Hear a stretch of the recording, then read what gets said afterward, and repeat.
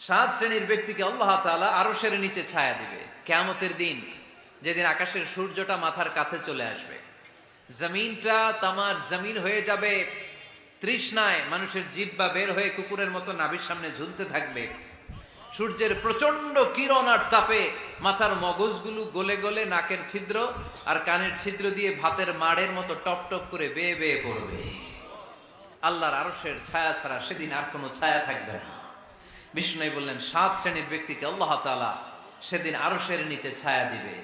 তার মধ্যে থেকে এক শ্রেণীর ব্যক্তি রাজুলুন তাসাদ্দাকা বিসাদাকা ফাআখফাহা, এক শ্রেণীর ব্যক্তি হচ্ছে ওই ব্যক্তি যে গোপনে আল্লাহর জন্য দান করে।